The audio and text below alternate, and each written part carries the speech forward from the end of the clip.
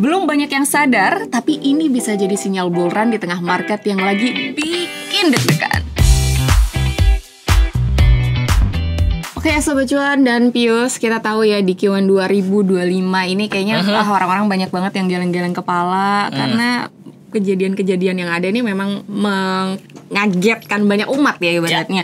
Bitcoin koreksi, S&P 500 juga turun gitu kan. Tapi kenapa gue lihat lo tuh kok kayaknya masih agak-agak optimis gitu nih sama kejadian ini. Apa emang ada sesuatu yang sebenarnya lo udah lihat tapi belum banyak orang yang tahu nih. Coba lo spill lah ke kita semua ya biar kita makin paham nih sama situasi sekarang nih. Yes, oke.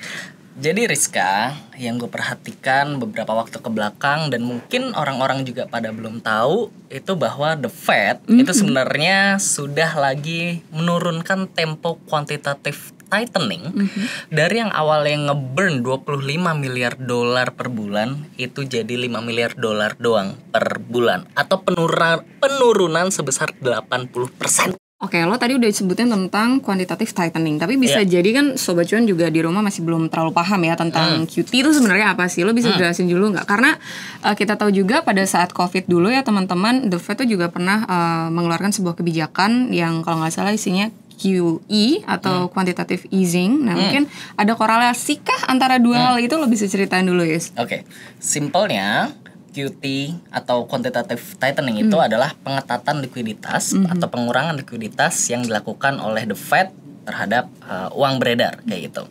Nah, untuk lebih jelasnya gue akan flashback nih ke masa COVID seperti yang lo bilang tadi. Jadi memang betul ketika COVID melanda itu krisis terjadi. Pengangguran meningkat kayak gitu kan, banyak orang di PHK segala macam. Akhirnya The Fed intervensi dengan melakukan quantitative easing atau pelonggaran likuiditas. Metodenya gimana? Metodenya itu dengan membeli obligasi-obligasi pemerintah gitu, yang akhirnya menginjek likuiditas atau uang beredar itu ke pasar. Oke, jadi jumlah uang yang beredar pun semakin banyak. Betul, itu ya. untuk menjadi stimulus ekonomi. Betul. Kayak gitu. Nah, setelah beberapa waktu, yes betul, angka pengangguran itu menurun. Tapi ada trade-off-nya lah, yaitu inflasi. Angka inflasi itu naik tinggi banget di periode setelah quantitative easing kayak gitu. Akhirnya setelah kondisi ekonomi dinilai kondusif, The Fed memberlakukan kebijakan selanjutnya yaitu quantitative tightening itu sendiri ya, untuk menahan likuiditas ya kan, untuk supaya membuat inflasinya turun kayak gitu. Nah, kalau QE itu dilakukan dengan membeli obligasi, ya kan? QT itu dilakukan dengan menahan obligasi tersebut itu sampai jatuh tempo, kayak gitu. Sehingga likuiditas di pasar itu terserap. Nah, kalau kita ngomongin soal obligasi, itu treatmentnya ketika jatuh tempo kan bisa dua. Either satu, ya kan?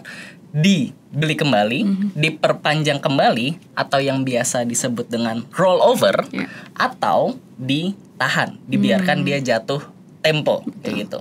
Pas QT ya, jadi The Fed ini membiarkan obligasi-obligasi itu jatuh tempo, dibiarin dan nggak dibeli kembali, tidak dilakukan rollover, sehingga membuat uang beredar itu akhirnya terserap, bisa bilang kayak gitu.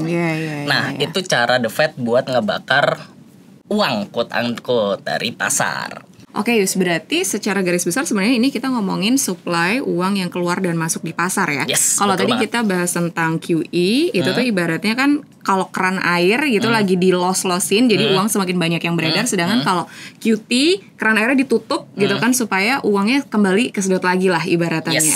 Oke, nah sekarang kalau misalnya kondisinya kayak gini, pasti ada kaitannya dong dengan market dan aset-aset investasi yang ada. Lo bisa jelasin lebih dalam lagi nggak? Oke, jadi The Fed itu sudah sebenarnya mengurangi ya kan tingkat QT itu cukup signifikan dari awal. Dulu di tahun 2022 ya, nilai daripada likuiditas yang dibakar sama The Fed itu tuh 60 miliar dolar per bulannya. Kemudian berkurang lagi jadi 25 miliar dolar per bulannya, dan sekarang berkurang lagi menjadi 5 miliar dolar per bulannya. Sehingga bisa disimpulkan The Fed itu sudah tidak seketat itu dalam menjalani kebijakan quantitative tightening ini kayak gitu. Nah, ini menjadi penting. Kenapa? Karena pergerakan aset-aset baik itu saham, kripto atau aset risky lainnya itu dipengaruhi dengan seberapa banyak uang beredar di pasar kayak gitu.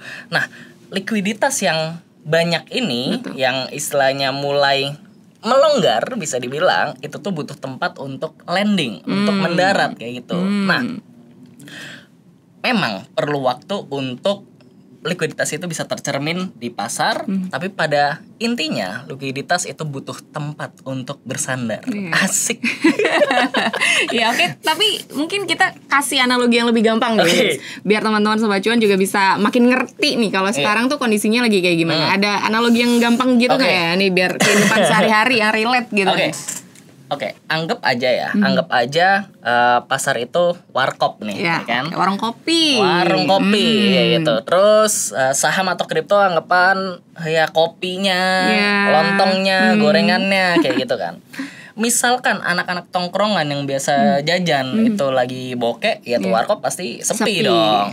Nah, tapi kalau misalkan nih mereka habis dapat THR gitu atau uang jajan lebih dari emak bapaknya gitu, tuh warkop bisa jadi rame, lontongnya bisa ludes, tapi anak tongkrongan yang makin banyak ya kan harga lontongnya bisa aja dinaikin sama penjualnya kayak gitu kan. Karena demand-nya makin naik. Kayak gitu. Oke, Yus, kita berarti kan udah dapat kesimpulan kalau likuiditas tuh is very important gitu kan ya. Tapi kenapa kita masih belum ngerasain impactnya tuh sekarang gitu kan? Apakah emang ada period of time yang we have to wait until this time gitu supaya efeknya boom kita rasain atau ada nggak nih sebenarnya nih periodnya? Betul. Ada. Betul banget. Berapa hari? Gini. Di sini konsep lagging liquidity itu jadi relevan sebenarnya, Riz. Nah, posisi sekarang global M2 atau money supply dari bank sentral di seluruh dunia itu posisinya lagi naik tinggi kayak gitu. Nah, kalau kita lihat ke grafik ini, Riz ya.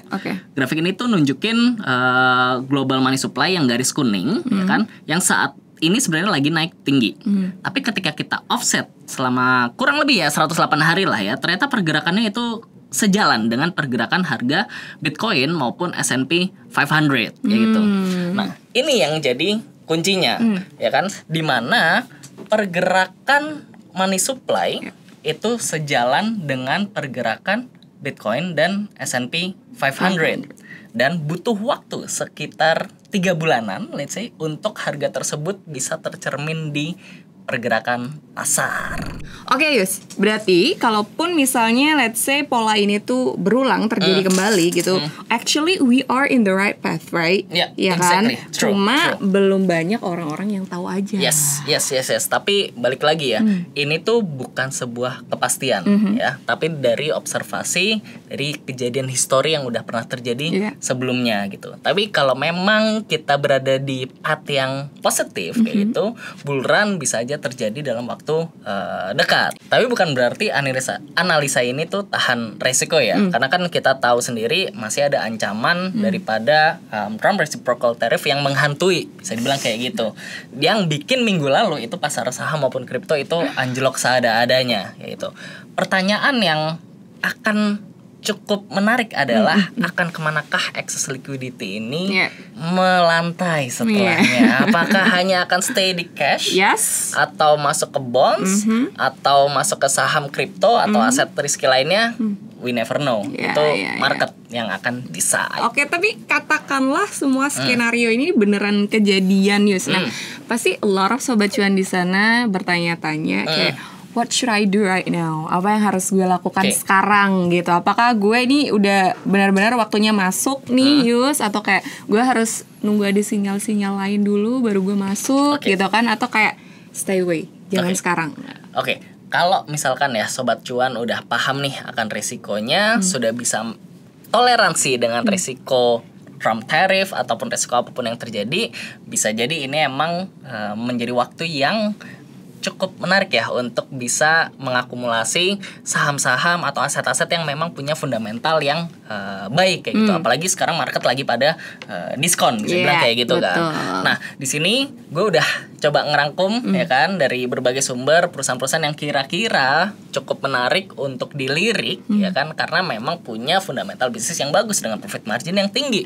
Kayak gitu misalkan contoh Visa atau Mastercard atau Microsoft itu kan beberapa perusahaan-perusahaan blue chipnya US yang memang kualitasnya tinggi, profit marginnya tinggi, dan ya disinilah waktu untuk mulai akumulasi, atau nggak usah akumulasi lah, mempertimbangkan dulu terhadap keputusan investasi kita. Saham udah, what about crypto, Bitcoin? Biasanya sempat koreksi ke 8.000, 80.000 terus 70.000. Ya, jadi sama juga dengan Bitcoin sebenarnya, Rizka, karena kalau misalkan trajektorinya sejalan dengan liquidity tadi, bukan nggak mungkin lah Bitcoin balik lagi ke angka 100.000 atau bahkan melebihi dan mencetak all time high baru lagi. Oke, makanya penting untuk tetap do your own research. Oke, guys, jadi udah bisa disimpulkan ya kalau sebenarnya tuh walaupun sekarang market lagi lesu, pada merah gitu ya, tapi the Fed tuh actually udah ngasih sinyal yang baik gitu kan. Likuiditas udah mulai dilonggarkan, dan angin segar yang dikasih sama the Fed ini actually bisa jadi sinyal untuk buruan bagi sebagian orang gitu kan. Tapi ya balik lagi lah, keputusan untuk investasi dan trading itu semua ada di tangan teman-teman. Nah, mumpung teman-teman sekarang udah tahu kabar ini dulu, nah aku rasa ini saat yang tepat untuk bisa share video ini juga nih ke teman-teman yang lain, supaya